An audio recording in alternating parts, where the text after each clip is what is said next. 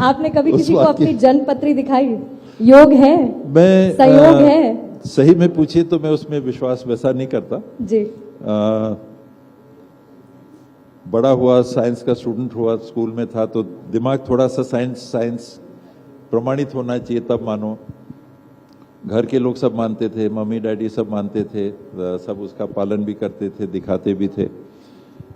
मैं उसमें उतना विश्वास नहीं कर पाता, लेकिन लोगों ने देखी, हाँ भी कहा जी कि है ये योग है, इस घर में ऐसा है तो उसमें ये बचा है, उसमें राहु है तो इसमें केतु है तो इसकी ये दशा है। वो सारी आपकी जिंदगी में और सीएम बनने में राहु और केतु कौन कौन आपको दिखता है सिंहदेव साहब? परिस्थिति कोई व्यक्ति विशेष नहीं दिखता आपको? बहुत सारे लोग रहते हैं जो डिसीजन मेकिंग प्रोसेस में रहते हैं और सभी का रोल उसमें। देखिए, मुझे काम करने का मौका मिलता बतौर सीएम तो अच्छा लगता जी कि मैं भी करके देखता कि कुछ कर पाऊंगा कि नहीं। आप जिस फील्ड में हैं, ये मन में तो बात रहती है कि मौका लगेगा तो ट्राई करेंगे, अपन भी ट्राई करेंगे। सबके अपने अपने तरीके हैं। सहवाग, सिक्सर, द्रविड़ जी, थोड़ा डिफेंस, तो अलग अलग नेचर से अलग अलग सब काम करते हैं और ये बात वहां तक बढ़ी। मैंने कभी सीएम बनने के मंशा से काम कभी नहीं किया। पॉलिटिक्स में आया तो पॉलिटिक्स में आना नहीं चाहता था, आया तो कोई ऐसा टारगेट नहीं था कि ये हासिल करना है। चुनाव लड़े, पिछले बार तो ये मन में था तीसरी बार जीत पाएंगे अगर सरकार आएगी तो मंत्री बनने की मंशा थी, मंत्री बनना चाहिए। सीएम वाली बात कभी लेके टारगेट नहीं चला, बनेंगे तो अच्छा होता। उस नाते काम करने का मन में बहुत सारे विचार रहते हैं, हर आदमी अपने तरीके से सोचता है, तो करके देखते हैं।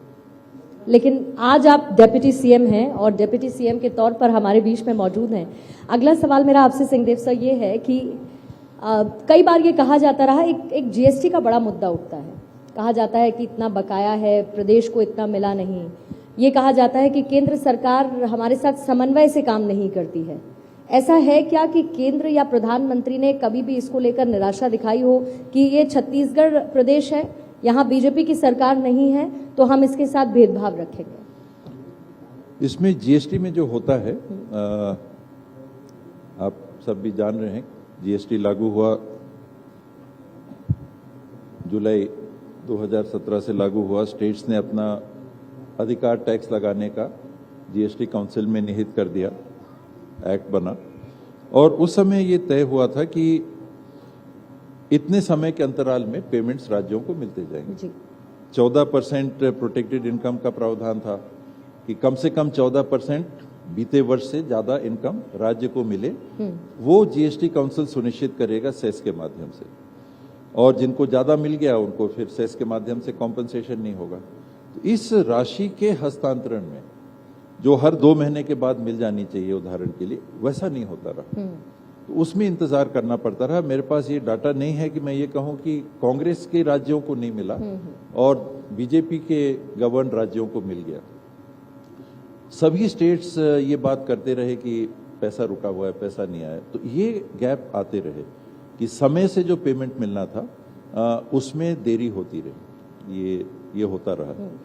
और कोविड टाइम में जो पार्लियामेंट के एक्ट में निहित था कि 14% प्रोटेक्टेड इनकम मिलेगा ही, उसको सरपास करके कहा कि 10% के हिसाब से हम देंगे जी।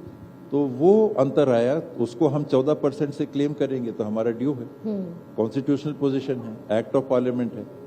तो एक्ट ऑफ पार्लियामेंट को सुपरसीड करके जीएसटी काउंसिल ने 10% की व्यवस्था दे दी।